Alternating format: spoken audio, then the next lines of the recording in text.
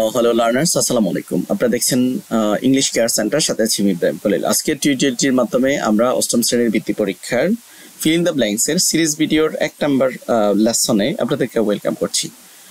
চলুন শুরু করা যাক।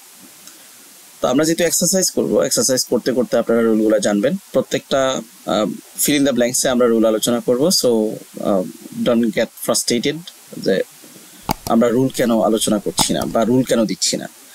যাই হোক, আপনাদের মূলত অষ্টম শ্রেণীতে যারা বৃত্তি পরীক্ষা দিবেন তাদের ফিল ইন দ্য ব্ল্যাঙ্কস 3টা আইটেম থেকে আসবে, মূলত রাইট আর্টিকেল থেকে, প্রিপোজিশন থেকে এবং পার্টস অফ স্পিচ থেকে।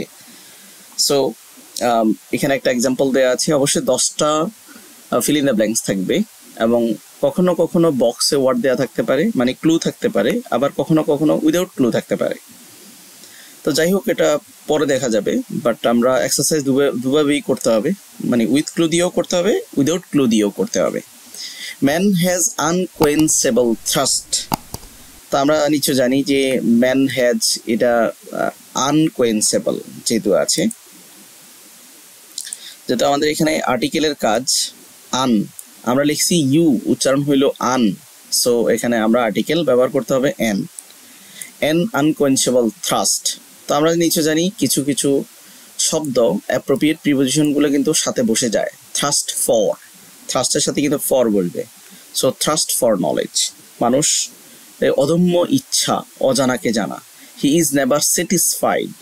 তো আমরা নিশ্চয় জানি স্যাটিসফাইড শব্দটাও মানে সন্তুষ্ট, সন্তুষ্ট হচ্ছে কোনো কিছু নিয়ে, সো উইথ হবে, তার সাথে আমরা উইথ লিখব, satisfied with. With what he has known and seen, যা সে দেখছে, যা সে জানে, এটা নিয়ে মানুষ সন্তুষ্ট নয়। ফর দিস, এই জন্য, he set out travelling. Out for, set out for, এখানে একটা ফর হবে, ট্রাভেলিং, সে ট্রাভেলিং এর উদ্দেশ্যে বেরিয়ে পড়ে, ভ্রমণের উদ্দেশ্যে বেরিয়ে পড়ে। But it needs time, A lot of time. ভ্রমণের জন্য কি দরকার?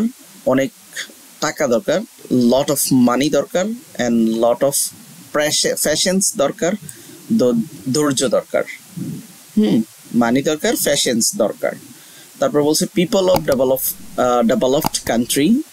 তো আমরা দ্য পিপল লিখতে পারি। কেন? কখনো যদি আমরা অফ যুক্ত শব্দ, তার আগে, অফের আগে একটা শব্দ, পরে একটা শব্দ যদি হয়, সেক্ষেত্রে আমরা দা লিখবো article.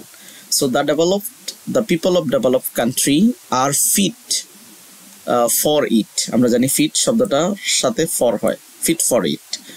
So they are capable of, আমরা জানি প্রিপোজিশন মানে ক্যাপেবল শব্দটার সাথে অফ বসবে, ক্যাপেবল অফ আর্নিং, তারা আর্ন করতে পারে প্র্যাকটিক্যাল নলেজ। কেমন নলেজ?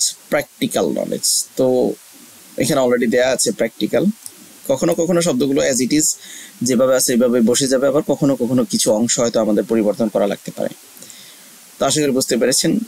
এই হচ্ছে মডেল কোয়েশ্চেন 1। মডেল কোয়েশ্চেন 2 দেখার আমন্ত্রণ জানিয়ে আজকের মতো এখানে শেষ করছি। আল্লাহ হাফেজ।